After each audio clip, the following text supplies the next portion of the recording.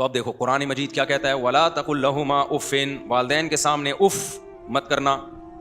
تو میں یہ سوچتا تھا کہ اے اللہ، جب دلالت النص سے یہ ثابت ہوتا ہے کہ تکلیف بھی نہ پہنچانا، تو اتنی بحث میں پڑھنے کے بجائے تو سیدھا سیدھا اصول یہ بیان کر دیتا کہ والدین کو تکلیف نہ پہنچانا، ضابطہ اور قاعدہ بیان کر دیتا.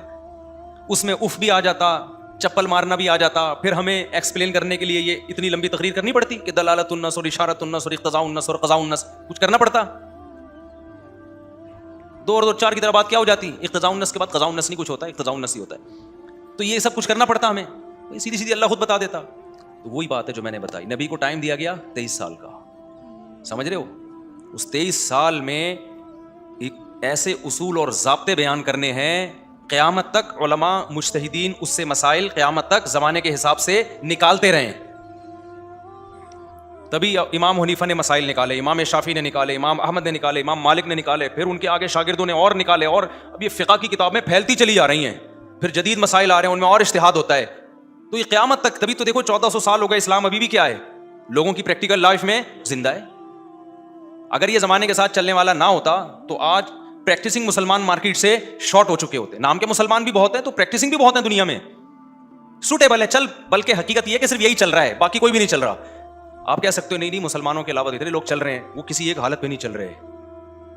آپ 100 سال پہلے کا یورپ دیکھ لو، ڈفرینٹ. اس سے پہلے کا دیکھ لو اور ڈفرینٹ.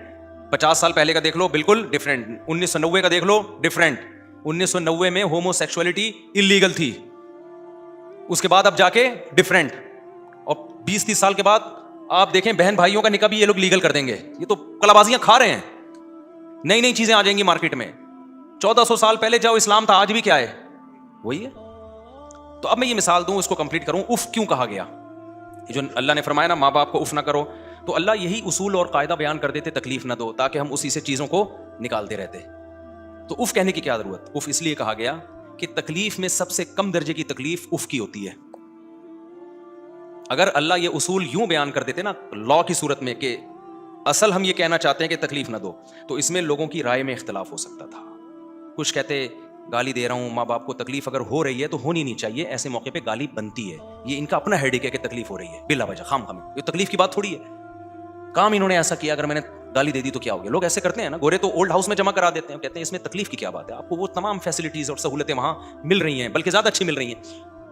ہر آدمی اجتہاد کرتا، اولڈ ہاؤس بنتے، ماں باپ کو پتلی گلی سے نکالتے، بدتمیزیاں کرتے، کہتے یار ان کو تکلیف ہو رہی، ان کا ہیڈیک ہے، یہ کوئی تکلیف کی تو نیچرل. میں اپنے دوست کو بھی ابے تبے سے بات کرتا ہوں، ابا سے اگر میں نے ابے تبے سے بات کر لی تو کیا ہو گیا، ابا کو میں نے ستار بھائی کہہ دیا تو کیا ہو گیا. اس میں ماڈرن لوگوں میں ایسا ہوتا ہے، وسیم کیا کر رہے ہو آج کل، اس طرح چل رہا ہے آج کل.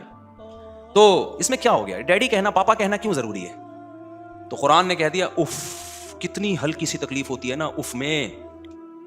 اف ایک ناگواری کا کلمہ ہے، پتہ ہے آپ، جب کسی بات پہ آپ خوش نہیں ہوتے، آپ کو ناگوار گزرتی ہے، تو آپ کیا کہتے ہیں، اف. اس سے ہلکی تکلیف کوئی ہو نہیں سکتی. ابا نے بولا بیٹا جا میرے لیے پانی لے کر. آج کل ابا سگریٹ منگوا رہے ہوتے ہیں، پانی تو منگواتے نہیں ہیں، کیا کریں، پانی تو وہ خود اٹھ کے پی لیتے ہیں. جا پان لے کر آ، گٹکا لے کر آ. آپ نے کہا اف. تو قرآن کی آیت کی کیا کر دی، بولو.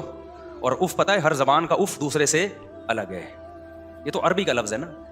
اصول فقہ میں فقہاء نے لکھا ہے کہ اگر کسی زبان میں اف کا کلمہ محبت کا ہو جائے تو پھر یہ ناجائز نہیں ہے بلکہ ثواب ہے. یعنی لفظ اف کو نہیں لے کے بیٹھنا. کسی بھی زبان میں جب کسی کے سامنے ناگواری کا اظہار کرنے کے لیے جو بھی ہلکے سے ہلکا لفظ استعمال ہو سکتا ہے وہ ماں باپ کے سامنے استعمال کرنا جائز نہیں ہے. یہ مطلب ہے اس آیت کا. جیسے الطلاق مرتان ہے نا، قرآن میں طلاقیں 2 مرتبہ ہیں، 2 مرتبہ دو گے تو رجوع کا حق ہے، تیسری کے بعد نہیں ہے. اس کا مطلب طلاق نہیں ہے، اس کا مطلب ہے کسی بھی زبان میں وہ لفظ جو عورت کے نکاح کو ختم کرنے ہی کے لیے استعمال ہوتا ہے وہ 2 دفعہ استعمال ہو سکتا ہے. جیسے انگلش میں ڈیورس.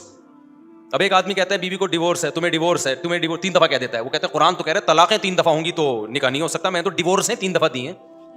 تو اسے کیا کہا جائے گا، طلاق کا لفظ مقصد نہیں ہے. طلاق عربوں کے عرف میں نکاح ختم کرنے کے لیے طلاق کا لفظ استعمال ہوتا تھا، اور یہ لفظ اس کے علاوہ کسی اور معنی میں استعمال نہیں ہوتا تھا.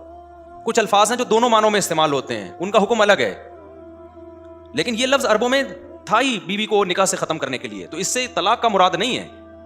اب قیامت تک کے لیے آیا نا مذہب دین، تو اس لیے طلاق کا تو ایک سائن ہے کہ عربوں میں کوئی لفظ، عربوں میں جیسے طلاق کا لفظ نکاح ختم کرنے ہی کے لیے استعمال ہو رہا ہے، تو اس لیے اللہ نے طلاق کو ہائی لائٹ کیا. تمام مفسرین کیا بیان کریں گے، بھائی مقصد یہ ہے کہ صریح الفاظ جو نکاح ختم کرنے کے لیے ہوتے ہیں، جن میں نیت کی ضرورت نہیں ہوتی، وہ لفظ ہی اس کے لیے ہے، تو وہ جب بھی استعمال ہوگا 2 دفعہ کے بعد آپ رجوع کر سکتے ہیں، تیسری دفعہ کے بعد رجوع نہیں کر سکتے. اسی وجہ سے علماء نے استدلال کیا کہ اردو میں اگر کوئی لفظ، جیسے لفظ حرام، بیوی کو کہہ دیا تم مجھ پہ حرام ہو، تو بھی وہی حکم ہے، یعنی 3 دفعہ بول دیا تو نکاح کیا ہوگا؟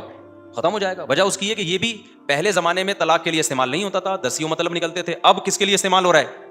طلاق کے لیے. تو کسی بھی زبان میں کوئی لفظ نکاح ختم کرنے ہی کے لیے یوز ہوگا تو وہی حکم ہوگا جو طلاق کا. تو بالکل یہی مطلب اف کا ہے.